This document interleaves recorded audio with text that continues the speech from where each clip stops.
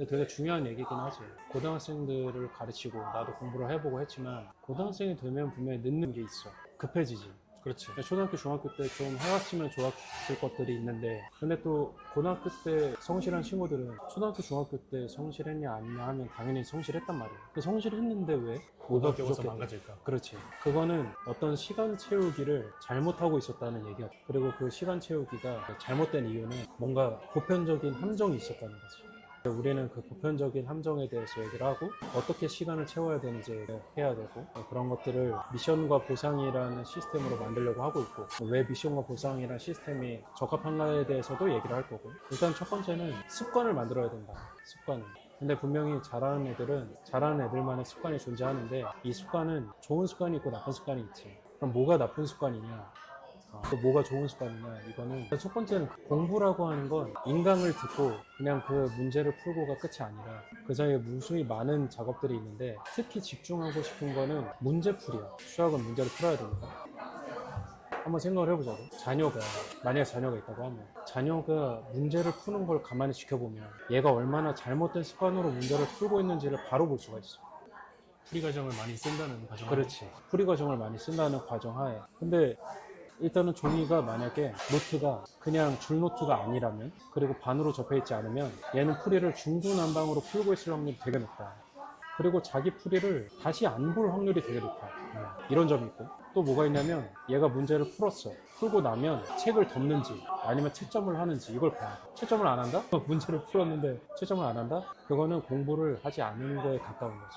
근데 채점을 하는 것조차도 끝이 아니야 사실. 채점했으면 틀렸을 거야. 틀렸으면 어떻게 할 거니까. 틀렸으면 해설을 봐야지. 내가 생각했을 때 문제를 풀고 채점을 하고 해설을 보기까지의 과정을 다 하는 친구들은 초등학교, 중학교 때 그렇게 많지 않았던 것 같아. 나도 그렇고. 그렇지. 보통은 시험 끝났다가 제일 크니까. 그렇지. 그러니까 풀이를 본다는 건 베낀다는 게 아니거든. 그 생각을 내 걸로 만드는 거지. 근데 그거를 하려면 제일 중요한 건 해설을 어떻게 봐야 되는지를 알아야 되는 거야. 내가 해설의 밑줄을 긋고 있냐 이거지. 그러면 너무 간단해. 자녀가 푼 문제집에 해설지가 있다면 그걸 펼쳐보면 끝이야. 그렇지. 근데 거기에 어떠한 표시도 되어 있지 않고 채점도 안 되어 있고 그렇다면 그건 또다시 문제가 있는 거지. 나쁜 습관이 있는 거지. 그리고 또 그것도 있어. 채점을 했어. 근데 문제 채점을 한 장들을 잘 보면 뭘 발견할 수 있냐면 얘네들이 표시를 이상하게 하고 있어. 동그라미가 있고 빗금이 쳐져 있는 사이에 별표도 있고 세모도 있고 그치. 방어 기제가 작동을 하고 있는 거야. 그러니까 어떤 애들이 있냐면 자기가 문제를 풀었으면 내가 그냥 푼 거지 이게 지금 내 실력이지만 나중까지의 실력은 아니거든. 근데 이 틀리는 거에 되게 괴로워하는 친구들이 있어. 그러니까 자기를 동일시하는 거야. 내가 이걸 채점하는 거에 자꾸 어떤 정성적인 표현을 여기 넣어. 안 그래도 되는데. 그렇지, 안 그래도 돼. 틀렸으면 좀 고마워야 되는 거 맞아, 같기도 하고. 맞아. 틀렸으면 고마워해야 되는데 틀리면 그걸 고통으로 받아들여. 그치. 그럼 어떻게 되냐면 문제를 풀면 고통이야. 그리고 채점을 했는데 틀렸어. 그럼 내가 아는 이상한 표식들을 많이 해. 그러면 뭐하러 채점을 하지? 나중에 시험이 다가왔을 때 그걸 다시 보려고 하는 거 아닌가? 그럼 나는 틀린 문제도 봐야 되고 별표 친 것도 봐야 되고 세모 친 것도 봐야 되는데 사실은 시간이 없지. 그렇지. 그럼 어떻게 되냐면 틀린 것만 봐. 근데 생각보다 중요한 건 뭐냐면 틀린 문제만큼이나 회색지대에 있는 문제가 맞췄는데 시간이 오래 걸린 문제. 그렇지.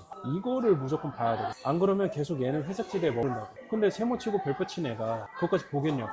애초에 그거 분류하는 것도 힘들겠다. 그렇지. 그거를 엑셀 차트로 만들면 별 몇 개, 세모 몇 개 이렇게 나올 거 아니야. 그러니까 그런 식으로 하면 안 된다는 거지 사실은.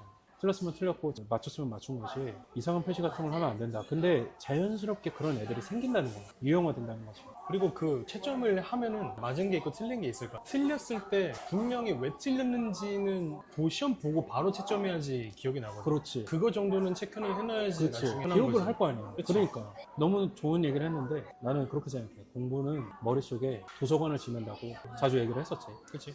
그러니까 결국에 공부의 과정이라고 하는 건 이해와 기억과 적응 이 단계 공부. 그거는 내가 만약에 도서관 사서라고 하면 누군가 찾아와서 이 책 어디 있어요? 라고 하면 그 책을 정확하게 찾아줄 수 있는 체계가 머릿속에 있어요. 근데 그 체계를 만들어내는 과정이 이해하고 기억하고 적용하는 그 과정이 유기적으로 물린다. 내가 문제를 틀렸어? 그럼 왜 틀린 걸 반복해서 봐야 될까? 기억하려고 하는 거지.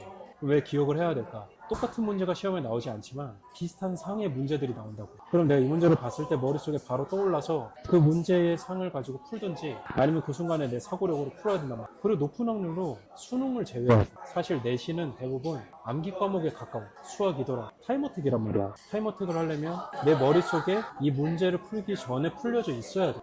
그 시간에 내 사고력을 푸는 게 아니라 풀려져 있어야 돼. 그러니까 공부를 잘하는 애들은 역설적이게도 내신은 자신 있지만 수능에 자신 없는 애들이 많은 게 그런 이유야. 왜 30%나 되는 애들이 사실 그 학교마다 잘하는 애들인데 최저를 못 맞춰서 떨어지냐 이거.